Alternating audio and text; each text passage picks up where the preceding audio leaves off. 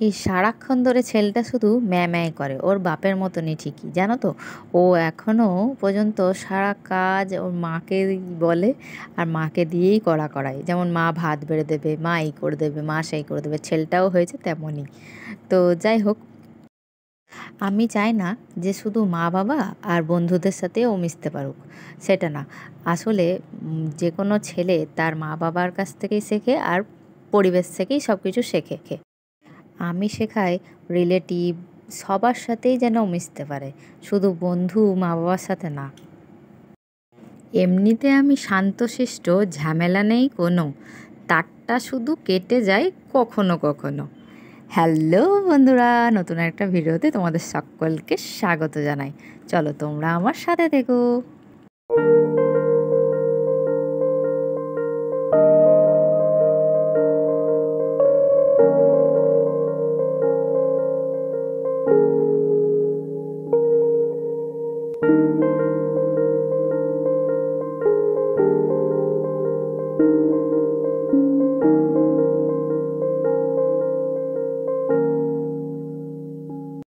আজকেও আবার ডাক্তার দেখাতে যাব মনাকে, সেজন্য কুঁদরিটা ভেজে নিচ্ছি, চিকেনটা এদিকে ধুয়ে রেখে দিয়েছি, আর চিকেনের জন্য কাটাকাটিও হয়ে গেছে, এবারে বেটেও নেবো।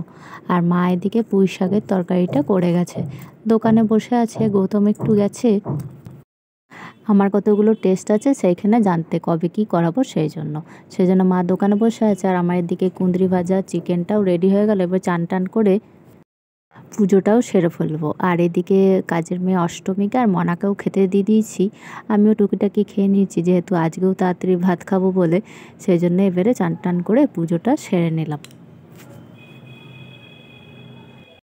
পুজো টুজো করে পুদিনা পাতাটা বেছে দিলাম, আর মা গৌতমের জন্য আরও ডাল টাল ওইসব করলো, আর তারপরে কোনো রকমে বেরিয়ে গেলাম। তারপর কোনো রকমে খেয়ে দিয়ে ছেলেকে নিয়ে বেরিয়ে গেলাম।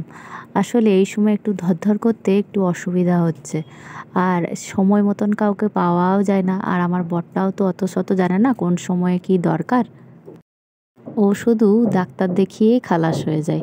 তো যাই হোক, এইদিকে আমাকে বড় ছেলেরও সব জায়গায় যাওয়া, সব দায়িত্ব এখনও আমাকেই পালন করতে হয়, যেহেতু কি করব, ভগবান যখন দিচ্ছে তখন তো নিতেই হবে, ভগবান যেটাই দেবে সেটাই মেনে নেবো, অত রেস্ট্রিকশনে এখন তবে থাকতে পারি না।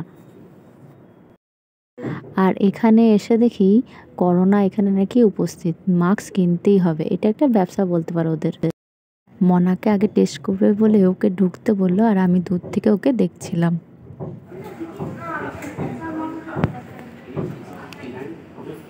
তারপর তো ডাক্তার দেখলই। পুরুলিয়াতে লটারি ক্লাবে আমি এসেছিলাম, আমার শ্বশুরবাড়ি যখন ভর্তি ছিল তখন আমি দেখতে এসেছিলাম। এখানে প্রচুর পেশেন্ট রয়েছে, তোমরা দেখতেই পাচ্ছ, অনেক রোগীরাই এখানে দেখাতে আসে। এ তো বসে বসে অধৈর্য হয়ে যাচ্ছে, ডাক্তার কখন ধরে আসেইনি, অপারেশন করেন তারপর তো নামেন। তো এখনকার দিনের ছেলে মেয়েদেরই বলে পেশেন্স লেভেল খুবই কম, ধৈর্যটা খুবই কম যাকে বলে।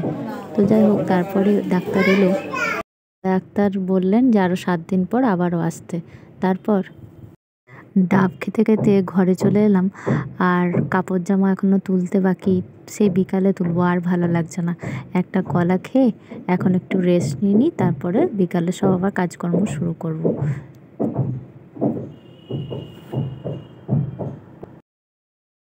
বিকাল হয়ে গেছে, আমি জামা কাপড়গুলো তুলে এনে রেখে দিচ্ছি, পরে তখন গোছ করব, সমস্ত কাজ সেরে আগে। আর আজ নতুন একটা রেসিপি বানাবো চিকেনের, সেই জন্য চিকেনটাকে বসিয়ে দিচ্ছি সিদ্ধ করতে। গৌতম তো বাইরের খাবার খেতে দেয় না, ঘরেই করে খেতে হবে, আর এই অবস্থায় তো এটি সেটি খেতে ইচ্ছা করে, আর নিজে ঘরে করতে গেলে অনেক হেফাজতি একা হাতে, আর মা তো আর নেই এটি সেটি বানিয়ে খাওয়াবে, আর দিদি বোনরাও সংসারের নিজের ব্যস্ত, ওরাই বা কত আসতে পারে। আমি সকালবেলাতে বিছনা বাগিয়ে রেখেছিলাম, কিন্তু বালিশের কভারগুলো মা আজ গ্যাসটা মুছে রেখেছিল ভাগ্যিস, সেই জন্য বসাতে পারলাম। আর এদিকে ডিমটা মায়ের কাছে ফাটিয়ে নিয়ে আসি, পাউরুটি, আদা রসুন লঙ্কা, নুন, গোলমরিচ আর গুঁড়ো লঙ্কা দেব, সব একসাথে করে মিক্সিতে পিষাই করে নিলাম। পিষাই করে এরকম একটা পেস্ট বেরালো, আর কয়েকটা রুটি আছে, সেই জন্য রুটি করতে আর হবে না।